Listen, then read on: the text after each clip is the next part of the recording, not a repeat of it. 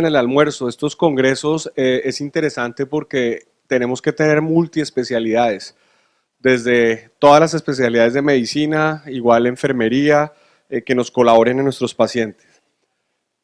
Ya fundamos la Asociación Colombiana de Medicina Hiperbárica, aquí está el doctor Rodríguez, que ayer les dio una conferencia, y la idea es que podamos hacer un manejo integral. Este es un curso que hacemos en Bogotá de colgajos para ortopedistas de miembro inferior, para que no dependamos necesariamente de los cirujanos plásticos. No sé que hay cirujanos plásticos, pero reconstructivos casi ya no hay. Todos les gusta hacer prótesis y cirugía estética. Entonces nosotros estamos tratando de cubrir nuestros mismos pacientes con colgajos, y en este curso yo daba una conferencia de oxígeno hiperbárico porque hace más o menos 15 años me empezó la inquietud. Yo trabajo en la cardioinfantil y me llamaron porque había una paciente anciana para amputar, y me llaman telefónicamente y recibo la llamada y era una alumna que había sido mía, que estudia en Estados Unidos.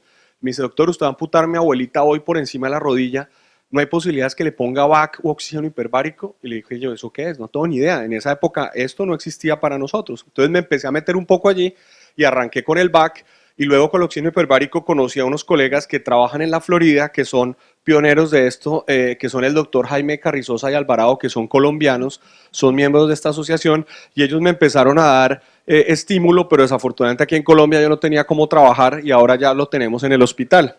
Esta es una máquina multiplaza del doctor que me hizo el favor, el doctor Rodríguez, de pasarme esta foto. ¿Y cuáles son los objetivos de esta conferencia? Que hablemos algo de terapia hiperbárica, un poquito de historia, mecanismos de acción, indicaciones, y luego al final vamos a hablar de terapia de presión negativa o VAC. VAC es una marca registrada. Ayer tuvieron una conferencia de esto. Y algo, un poco de historia. En el siglo XIX, aquí hay un francés y este americano empezaron a hablar de esto, de neumatología y aeroterapia. Y se habla que este italiano, Carlo Forlani, en 1875 fue uno de los creadores de esta máquina multiplaza que sirvió para empezar a meter varios pacientes para la terapia. Se dice que Paul Albert en 1833 es uno de los padres de la fisiología hiperbárica, pero realmente quien fue el padre de la fisiología y de que nos enseñó cómo funciona esto es este holandés, el doctor Borema, con esta publicación en el 59, donde él realmente fue quien introdujo y describió cómo es la terapia hiperbárica y la fisiología. Como les mencionaba, desde el siglo XIX, a nivel de los buzos empezó a haber problemas por descompresión.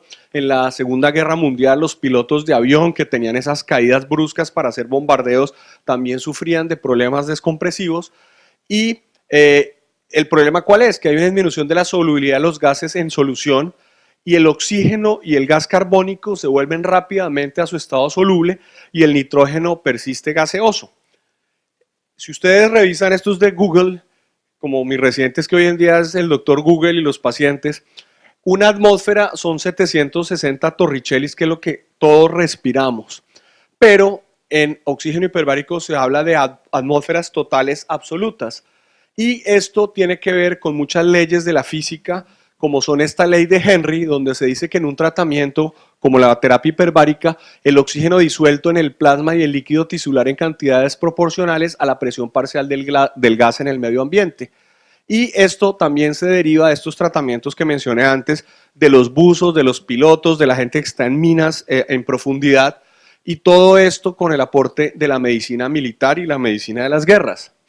Esta es una máquina multiplaza que ustedes la ven y parece un puro submarino, y lo que busca es poder tener más pacientes, tener una enfermera, tener una terapista respiratoria, el técnico hiperbárico, y algo súper importante es un médico que esté entrenado, que esté capacitado y que sepa tener las indicaciones si este paciente está adecuado para ingresarlo, si hay algún problema, si hay alguna contraindicación, un efecto adverso, un evento adverso, cuándo debe parar, etcétera, etcétera. En Japón hubo una muerte de una máquina porque una paciente con artritis reumatoidea ingresó con unos guantes de nylon, y al activar la máquina esto generó una chispa eléctrica, eso explotó como si fuera una bomba, los que estaban dentro de la máquina fallecieron, la puerta salió eyectada y mató al técnico que en ese momento venía a apagar la máquina en el momento que se registró la emergencia.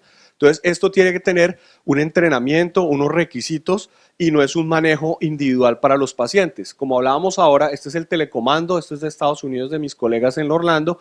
El paciente tiene este HUD, pero el paciente no está recibiendo el oxígeno por los tejidos en la piel, sino por todo lo que le está entrando por la vía aérea, como el doctor Rodríguez lo explicó ayer muy bien.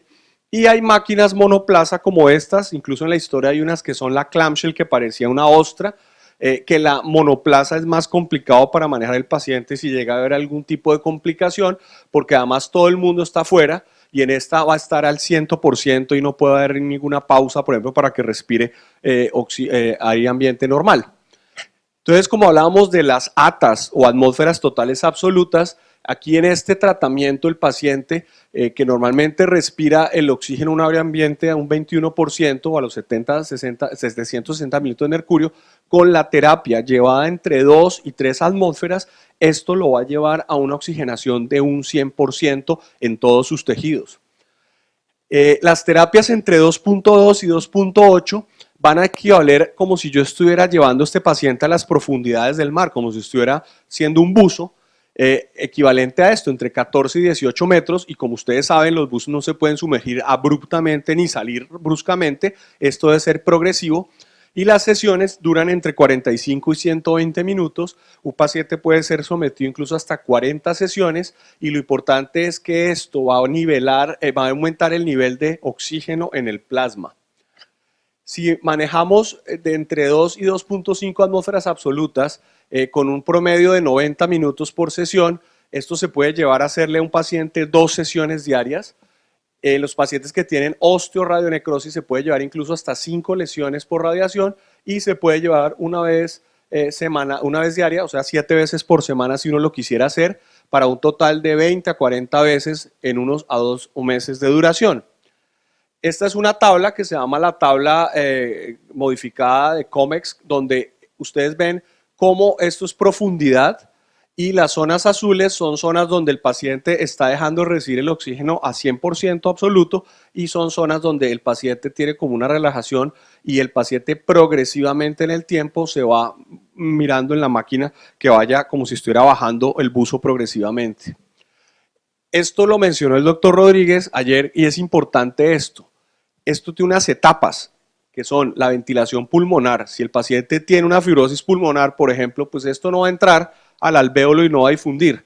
Entonces, luego hay la difusión gaseosa y luego el transporte de gases y al final la regulación de la respiración. ¿Qué hace esto? Corrige la hipoxia, aumenta la difusión de oxígeno en los tejidos, los más distales y los más profundos, y en las heridas crónicas, que es lo que hemos discutido en este curso, aumenta la presión tisular de 40 a 50 mililitros de mercurio a 100 y hasta incluso 200. ¿Y qué hace este oxígeno? Ya lo hemos visto, beneficia la cicatrización, mejora los macrófagos y la transformación en fibroblastos, secreción de colágeno, hidroxilación de prolina, lisina, procolágeno, angiogénesis y epitelización. O sea, esto no es una magia, esto es un proceso fisiológico que debemos conocer. Y a nivel del mecanismo de acción, a nivel del eritrocito, pues va a mejorar la función del transporte de este oxígeno, va a bajar la concentración de la hemoglobina glicosilada en un 30%, ojo, esto es muy importante para los diabéticos, y algo que uno siempre piensa, hombre, si eso está isquémico, ¿cómo va a reducir eso el edema? Pues hemos hablado acá que los pacientes tienen edema, sí, y la terapia de oxígeno hiperbárico es un buen vasoconstrictor, pero es un vasoconstrictor que ayuda a que se reduzca el 20% del flujo en los tejidos normales, pero es una vasoconstricción que no es hipóxica, eso es muy importante, y reduce el edema hasta en un 20%.